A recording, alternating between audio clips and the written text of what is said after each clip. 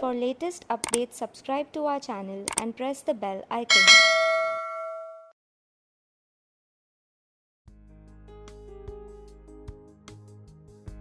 Friends, our today's topic is a conversion of currencies. You know it well that the conversion of currencies is an important aspect of an international trade. It has a remarkable effect on the cost aspect of the transaction. With the liberalization, privatization and globalization, which we commonly know to be an LPG, has created a tremendous rise in an international business. Also, with an establishment of a World Trade Organization, WTO, it has helped to boost the international trade. Protectionist systems operated world over are disappearing fast. World has become a common marketplace for the business. There has been a large-scale international movement of goods, services, human being, finance, etc. Different currencies are there in different countries. The names may be similar, but their values differ. US dollars, Hong Kong dollars, Australian dollars. We also know that Indian rupees, Pakistani rupees, Ceylonese rupees, Nepalese rupees, their name appear to be the similar one, but their values differ from one another. There is an internationalism of a trade, but the nationalism of the currencies. Accordingly, for a trade transaction, it requires to convert one currency into another. Whatever you have earned abroad, if you are trying to utilize in India, it is required to be converted into Indian rupees. Hong Kong dollars are required to be converted into US dollar for the use in USA. There has been a move for a common currency like the introduction of a euro, forming of an Asian clearing union, but they have got the problems of their own. There is a need for an international payment in the cases of the import, export of the goods and services, remittances like family maintenance, travels, medical requirements, insurance, educational expenses, freight payments, investments, capital transfers, etc. In India, we are under a FEMA, that's the Foreign Exchange Management Act. According to the FEMA, there are the authorized dealers who are in a position to convert the currency. They are the commercial banks and money changers. They are the sources for a conversion of one currency into another. The exchange rates very sensitive, and the international events, political, economical or social, create an effect on the prices of a currency. Prices are fluctuating. It has been surveyed that the currencies fluctuate at least 15 times in a minute. In India, there is a three-tier market. The first one is merchant transactions. The authorized dealers are doing the transactions with the customers, exporters, importers, travelers, etc. They are known to be the merchant transactions. The banks are also doing the transactions between themselves. Also, it includes the Reserve Bank of India. The transactions between the banks, including the Reserve Bank of India, we call it to be the interbank transactions. Banks in India are also permitted to transact overseas, and they are known to be the overseas transactions.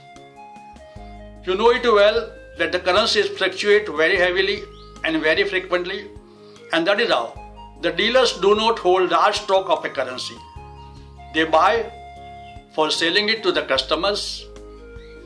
They buy from the interbank market or an overseas market for selling it to the customers, and they sell the currencies bought from the customers to the interbank market or an overseas market.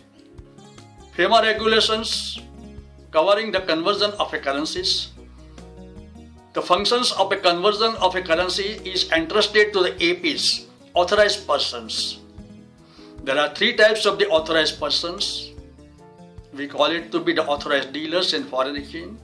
Category 1 banks, The category 1 banks can do all types of the transactions, imports and exports and remittances and non-resident accounts and whatnot.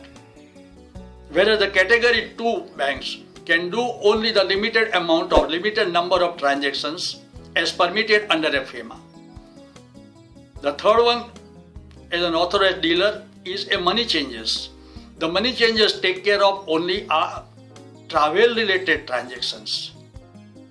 The transactions of a conversion may be bifurcated into two. That may be a sale transaction or a buy transaction. If the authorized dealer is buying the currency, it is known to be a buy transaction. If the authorized dealer, that is a bank, is selling the currency, it is known to be a sale transaction. When the bank is selling the currency, the merchant is buying the currency. When the bank is buying the currency, the merchants are selling the currency. So it is important to understand that what is a sale transaction. If the authorized dealer buys the currency, it's a buying transaction. If the authorized dealers are selling the currency, it is considered to be a sale transactions. There is a heavy volatility in the exchange rates, and that is how the ADs do not keep a large stock of a currency. Whatever the currencies they have bought from a merchants, they sell it immediately to the market. Conversely, whatever the currencies they have sold to merchants, they deliver it to the merchants by buying it from the market. As you know it well, in a market, the dealers are required to add their profit margins and administrative cost. The same principle applies over here also. When the authorized dealers are doing a transactions with the merchants, the difference between their acquiring rate and the delivery rate to the merchants, they add the profit margins, they add the administrative costs and quote the rates to the customers. There are the different types of the rates also. The selling rates can be bifurcated into two: a TT selling rate and the bill selling rate. For a buying transactions, there may be a TT buying rate or there may be a bill buying rate. The TT selling rates are applicable for all outward remittances other than for the imports. The bill selling rates are applicable for the import transactions. It has been considered that in comparison to our normal outward remittances, the transactions for our imports are requiring more administrative requirements, more time consumption, and that is how the bill selling rates are a bit costlier in comparison to the TT selling rates. The TT buying rates are applicable to transactions where the bank account abroad has already been credited and the bank is converting the foreign currency for payment to the customer in India. So that is how the bank does not involve its own money. Whatever the money they have received in that account, they sell it in the market, and whatever the rupees they are recovering from a market, to that they deduct their costs and their profit margin and they quote a rate to the customer. Also, there are the transactions where the bank is purchasing the foreign currency from a customer. Say a purchase of an export bill. The bank is purchasing the export bill today, but their account will be credited at a later date. So that is how they will be in a position to offload that currency in a market only on realization of a payment abroad. So that is how where the bank account has not been credited, but where the bank is paying to the merchants earlier. The cases are arising in the case of a purchase of an export bill, purchase of a foreign currency documents like clean checks, traveler's checks, export bills. The rates quoted are the bill buying rates. Now, whatever the bills they have bought, they are required to be credited to the bank's account to enable the bank to offload that currency in the market. Depending upon the type of the bill, the dates of a credit to a bank account differs. Say for an ad side bill, it is expected that according to the FEDI, it is expected that the bank account will be credited in a 20 to 25 days. Whereas in a usance bills, it takes a longer time to get amount credited to the bank's account, and that is how. Better the bill, better the rate. In case the bank account is being credited earlier, it is considered to be a better bill in comparison to a bill, the amount of which will be credited at a later stage.